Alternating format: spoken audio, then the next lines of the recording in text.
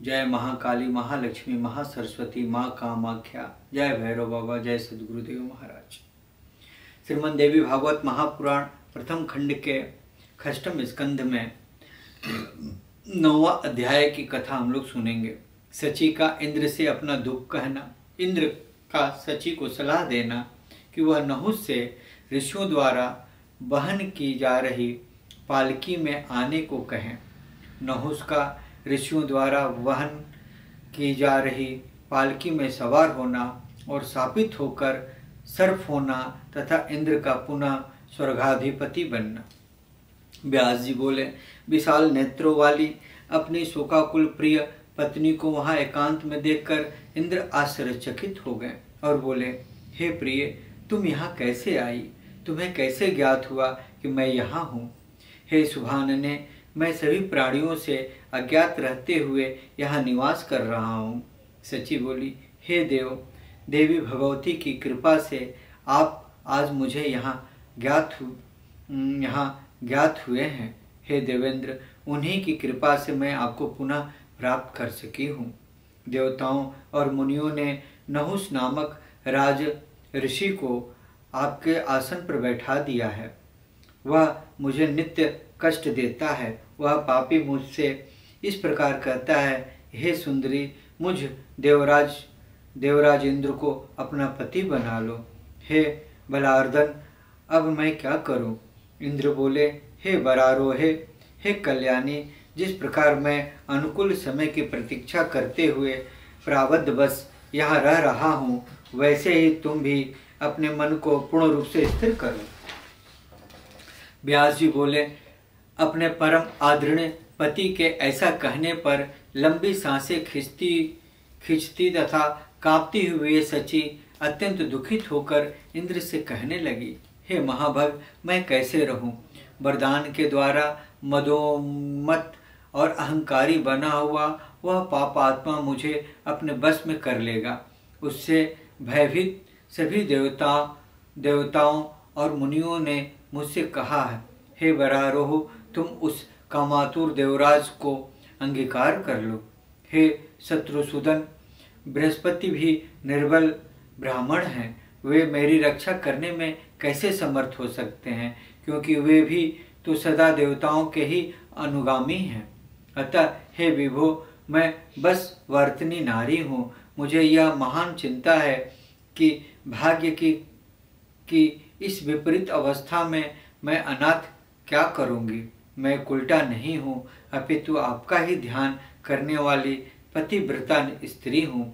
यहाँ मेरे लिए ऐसा कोई शरण नहीं है जो मुझ दुखित की रक्षा करे। इंद्र बोले, हे वरानने, मैं एक उपाय बताता हूँ, तुम उसे इस समय करो। इससे दुख के समय में तुम्हारे शील की रक्षा हो जाएगी। करोड़ों उपाय करने पर भी दूसरे के द्वारा रक्षित स्त्री पतिव्रता नहीं रख सकती, क्योंकि वह काम से विचलित मन वाली तथा अत्यंत चंचल होती है।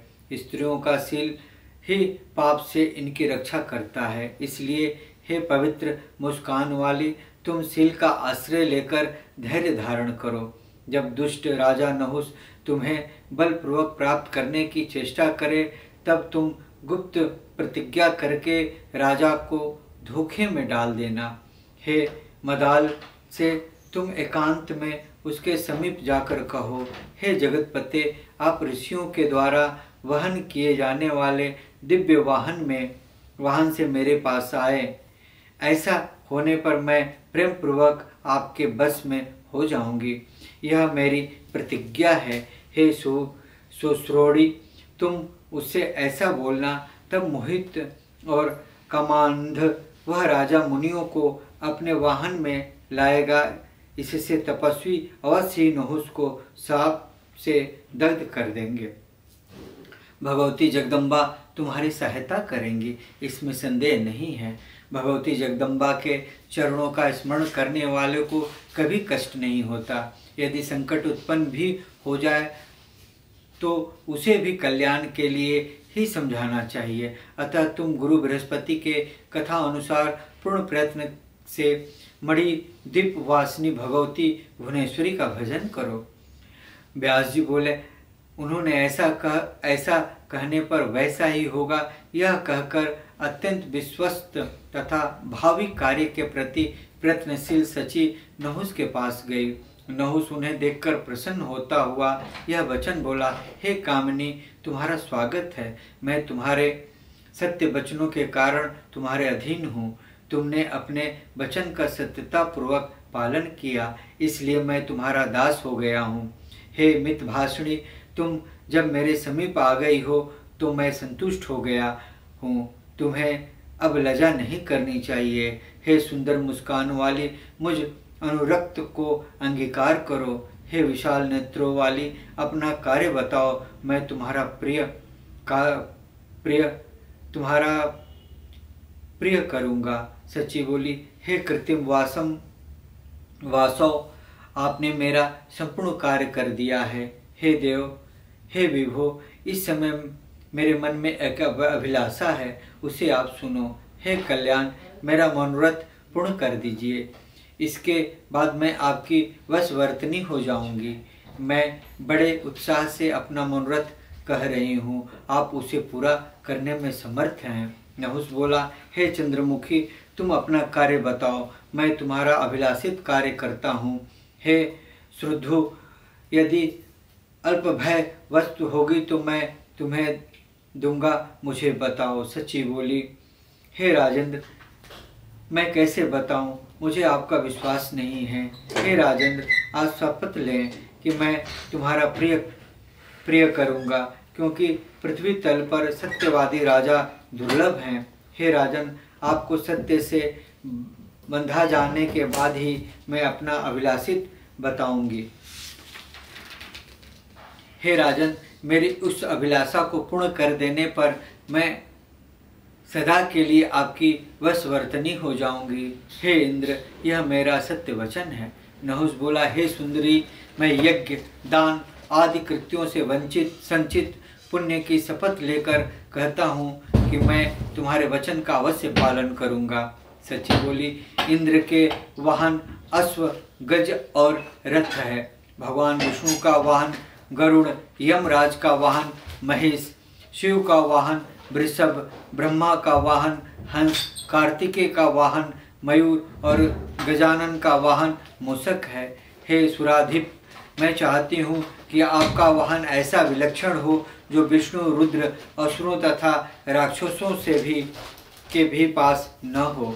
हे महाराज, अपने व्रत में अटल रहने वाले समस्त मुनिगण शिविका पालकी में आपको ढोएं। हे राजन, यही मेरी इच्छा है। हे पृथ्वीपते, मैं आपको सभी देवताओं से महान समझती हूँ, इसलिए मैं सावधान रहती हूँ, आपके तेज की वृद्धि चाहती हूँ। व्यास जी बोले, उनकी यह बात सुनकर महादेवी द्वारा प्रकट किए गए मोह से मोहित हुआ बुद्धिहीन राजा नहुस हंस पर इंद्र प्रिया सची को संतुष्ट करते हुए वह वचन कहने लगा। नहुस बोला, हे तन्वंगी, तुम्हें सत्य ही कहा है, यह वाहन मुझे भी रुचिकर है। हे सुंदर केश पास वाली, मैं तुम्हारे वचनों का सम्यक रूप से पालन करूंगा। हे पवित्र मुस्कान वाली, जो अल्प पराक्रम वाला होता है वही ऋषियों को पालकी ढोने में नहीं लगा सकता। मैं तुम्हारा इच्छा के अनुसार वाहन पर आरूढ़ होकर तुम्हारे पास आऊँगा। मुझे तीनों लोकों में सबसे बड़ा तपस्वी और समर्थ जानकर सप्त ऋषि तथा सभी देव ऋषि मेरा वाहन करेंगे। व्यास जी बोले, ऐसा कहकर परम संतुष्ट उस नहुस ने उन इंद्र प्रिया सची को विदा किया। इसके बाद सभी मुनियों को बुलाकर वह कामातुर उनसे इस प्रकार कहने लगा। नहुस बोला, हे विप्रगण, मैं आज सर्वशक्ति संपन्न इंद्र हूँ। आप लोग गर्व रहित होकर मेरा कार्य करें। इंद्र पद मुझे प्राप्त हो गया है, परंतु इंद्राणी अभी मुझे नहीं प्राप्त हो सकी। उन्होंने मेरे पास आकर प्रेम पूर्वक यह बात कही है। हे सुरेंद्र, हे सुराधिपि मुनियों द्वारा ढोई जाने वाली पालकी से आप मेरे पास आए। हे देवाधिदेव, हे महाराज, हे मानद, आप मेरा यह प्रिय कार्य करें। हे श्रेष्ठ मुनिगण, मेरा यह कार्य अत्यंत दुष्कर है, परंतु आप सब दयालुओं को मेरा यह कार्य अवश्य करना चाहिए। इंद्र पत्नी सची में अत्यंत आसक्त मेरे मन को काम जला रहा है। मैं आप सबकी शरण में हूँ, अतः मेरे इस महान कार्य को संपन्न करें। अगस्त आदि प्रमुख ऋषियों ने उनकी यह अनादरपूर्ण बात सुनकर भावीवश उसे कृपा पूर्वक स्वीकार कर लिया। उन तत्वदर्शी मुनियों के द्वारा उस वचन के स्वीकार कर लिए जाने पर सची के प्रति आसक्त चित्त वाला राजा नहुस प्रसन्न हो गया, परंतु एक सुंदर पालकी पर चढ़कर उसमें बैठ गया और दिव्य मुनियों को उसे ढोने के लिए नियुक्त कर उन्हें सर्प शीघ्र चलो ऐसा कहने लगा। उस कामातुर मूर्ख ने मुनि अगस्तीस के मस्तक का पैर से स्पर्श कर दिया। काम बाण से आहत तथा इंद्राणी के द्वारा आकृष्ट चित्त वाले उस राजा नहुस ने शीघ्र चलो ऐसा कहते हुए वातापी नामक राक्षस का भक्षण करने वाले तथा समुद्र को भी पी जाने वाले उन तपस्वी श्रेष्ठ लोपामुद्रापति मुनि अगस्ती पर कोड़े से प्रहार भी किया। तब उस कोड़े के आघात का स्मरण करते हुए मुनि ने उसे यह शाप दिया, हे दुराचारी, तुम वन में भयंकर शरीर वाले विशाल सर्प हो जाओ, जहाँ तुम्हें हजारों वर्षों तक बहुत कष्ट भोगते हुए विचरण करना पड़े और अपने प्रभाव से तुम पुनः स्वर्ग प्राप्त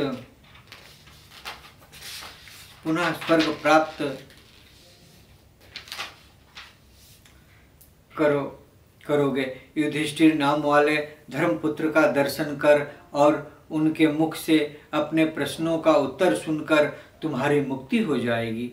व्यास जी बोले, इस प्रकार शाप प्राप्त कर राजश्री नहुस उस मुनि श्रेष्ठ की स्तुति करके अचानक स्वर्ग से गिर पड़ा और सर्प रूपधारी हो गया। तब बृहस्पति ने शीघ्रता पूर्वक मानसरोवर जाकर इंद्र से सारा वृतांत विस्तार पूर्वक कहा। हे महाराज, जन्मजय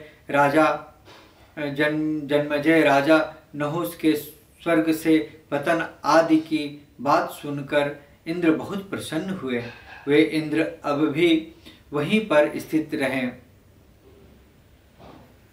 सभी देवता और मुनि नहुस को पृथ्वी पर गिरा देखकर उसी सरोवर के पास गए जहां इंद्र रहते थे। तत्पश्चात उन सचीपति इंद्र को आश्वासन देकर मुनियों सहित सभी देवता उन्हें सम्मान पूर्वक स्वर्ग ले आए। तदंतर वापस आए हुए उन इंद्र को सभी मुनियों और देवताओं ने आसन पर स्थापित करके उनका पवित्र अभिषेक किया। इंद्र भी अपने पद को प्राप्त कर प्रेम युक्त सची के साथ देव प्रसाद और मनोहर नंदन वन में क्रीड़ा करने लगे। व्यास जी बोले, हे राजन, इस प्रकार इच्छा अनुसार रूप धारण करने वाले महामुनि विश्वरूप और वृतासुर को मारने के कारण इंद्र को अत्यंत भीषण दुख प्राप्त हुआ और देवी की कृपा से उन्हें पुनः अपना स्थान प्राप्त कर लिया। हे राजन, इस प्रकार आपने मुझसे जो पूछा था वृतासुर वध पर आधारित वह संपूर्ण उत्तम आख्यान मैंने आपको कह दिया। जो जैसा कर्म करता है उसे वैसा फल प्राप्त होता है।